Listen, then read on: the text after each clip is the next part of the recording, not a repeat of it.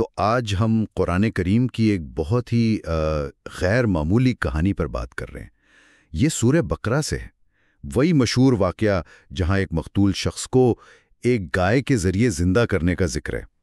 ہمارے پاس اس خاص آیت یعنی سورہ البقرہ کی آیت نمبر 73 کی کچھ تفاسیر ہیں، مطلب کچھ تشریحات ہیں۔ آج کی گفتگو کا مقصد یہی ہے کہ اس آیت کو سمجھیں اور خاص طور پر یہ جو معجزہ ہے اس کے پیچھے کیا پیغام ہے، کیا معنی ہے۔ آیت کا مفہوم کچھ یوں بنتا ہے کہ تو ہم نے کہا کہ اس یعنی گائے کا کوئی سا ٹکڑا مقتول کو مارو۔ اس طرح خدا مردوں کو زندہ کرتا ہے اور تم کو اپنی قدرت کی نشانیاں دکھاتا ہے تاکہ تم سمجھو۔ تو پہلا سوال تو یہی آتا ہے ذہن میں کہ یہ حکم کیوں دیا گیا، اس کے پیچھے کیا واقعہ تھا، قصہ کیا تھا؟ جی بالکل، تفاسیر میں یہ آتا ہے کہ یہ حکم جو ہے اضربوہ ببعضھا یعنی اسے اس کے ایک حصے سے مارو، یہ بنی اسرائیل کو دیا گیا تھا۔ اصل میں قصہ کچھ یوں تھا کہ ان میں ایک شخص قتل ہو گیا تھا اور قاتل کا کچھ پتہ نہیں چل رہا تھا، تو اللہ تعالیٰ نے حکم دیا کہ خاص قسم کی گائے ذبح کی جائے اور پھر اس ذبح شدہ گائے کا ایک حصہ لے کر مقتول کے جسم سے مس کیا جائے یعنی چھوا دیا جائے۔ یہ عمل دراصل اللہ تعالیٰ کی جو قدرت ہے مردوں کو زندہ کرنے کی، اس کا ایک عملی نمونہ تھا، ایک مظاہرہ تھا۔ اچھا، یعنی محض چھونے کا حکم تھا اللہ کی قدرت دکھانے کے لیے؟ یہ تو واقعی حیران کن بات ہے۔ کیا اس پر کوئی وضاحت ملتی ہے کہ گائے کا کون سا حصہ استعمال کیا گیا تھا؟ اگرچہ شاید یہ تفصیل اتنی اہم نہ ہو۔ آپ نے بالکل صحیح کہا، اصل نقطہ تو وہ عمل ہے اور اس کا نتیجہ ہے۔ البتہ مفسرین نے مختلف آراء کا ذکر کیا ہے۔ کچھ کہتے ہیں کہ وہ غضروف یعنی نرم ہڈی کے پاس کا گوشت تھا، بعض کے نزدیک وہ دمچی کی ہڈی تھی، کسی نے زبان کا ذکر کیا ہے تو کسی نے کہا کہ دائیں ران کا حصہ تھا۔ لیکن جیسا آپ نے بھی اشارہ کیا، اصل اہمیت اس بات کی نہیں ہے کہ کون سا حصہ تھا، اہم یہ تھا کہ اللہ کے حکم پر عمل ہوا اور پھر نتیجہ سامنے آیا۔ اور نتیجہ کیا نکلا؟ وہ شخص کیا وہ زندہ ہو گیا؟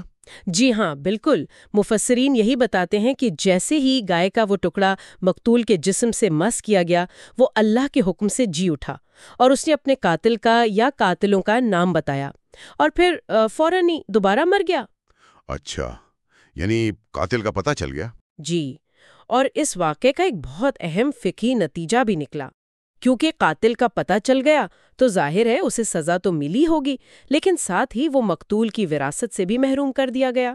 اور ایک حدیث کا حوالہ بھی دیا جاتا ہے کہ اسی واقعے کے بعد یہ اصول طے پایا اسلامی شریعت میں کہ قاتل جو ہے وہ مقتول کا وارث نہیں ہو سکتا۔ اچھا، یہ تو ایک بڑا اہم قانونی اصول ہے جو اس معجزے سے جڑا ہوا ہے۔ لیکن خود یہ طریقہ کیوں اپنایا گیا؟ میرا مطلب ہے گائے کے ایک حصے سے مارنے کا حکم، اس میں کیا خاص حکمت تھی؟ جی، اس کی بھی کئی حکمتیں بیان کی گئی ہیں۔ ایک تو یہ کہ دیکھیں، اللہ تعالیٰ کی یہ سنت ہے کہ وہ کاموں کو یہاں تک کہ معجزات کو بھی عموماً ظاہری اسباب کے پردے میں ظاہر کرتا ہے، تو گائے کے ٹکڑے کا استعمال ایک ظاہری سبب بن گیا۔ دوسری حکمت یہ بھی بیان کی جاتی ہے کہ اس حکم کی تعمیل میں بندوں کے لیے اللہ کا قرب حاصل کرنے کا ایک موقع تھا، ایک واجب حکم تھا، اسے بجا لانے کا ثواب تھا۔ اور بعض روایت میں یہ بھی آتا ہے کہ اس پورے قصے میں جس کی وہ گائے تھیں وہ ایک یتیم تھا، تو اس کا بھی فائدہ مقصود تھا۔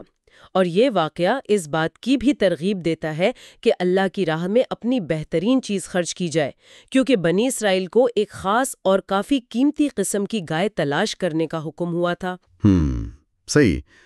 اگر ہم اسے تھوڑا وسیع تناظر میں دیکھیں تو آیت کا جو اگلا حصہ ہے کذالک یحیی اللہ الموتیٰ، اسی طرح اللہ مردوں کو زندہ کرتا ہے، یہ تو مقصد بالکل واضح کر دیتا ہے۔ یقیناً یہ معجزہ صرف بنی اسرائیل کے لیے ایک وقتی واقعہ نہیں تھا، بلکہ قرآن پڑھنے والے ہر شخص کے لیے اللہ کی ایک نشانی، ایک آیت ہے۔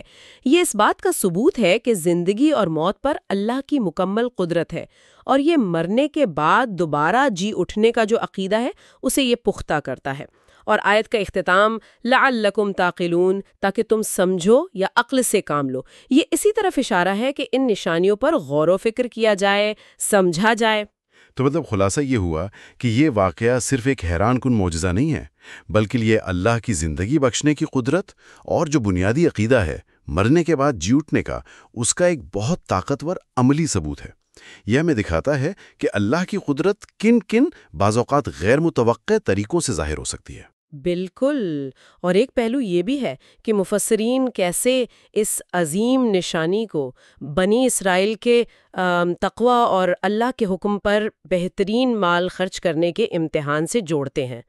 گویا اللہ کی جو بڑی نشانیاں ہیں وہ بعض اوقات ہمارے اعمال، ہماری نیتوں، ہماری فرما برداری سے بھی منسلک ہو سکتی ہیں۔ یہ بات سوچنے پہ مجبور کرتی ہے کہ ہماری اپنی زندگی میں بھی جو اعمال یا عبادات ہمیں بظاہر شاید معمولی لگیں، وہ کیسے گہرے الہی مقاصد یا اسباق سے جڑی ہو سکتی ہیں۔ تو غور طلب بات شاید یہ ہے کہ ہم اپنے روزمرہ کے اعمال میں وہ گہرائی کیسے تلاش کریں جو اللہ کی نشانیوں کو سمجھنے میں ہماری مدد کر سکے۔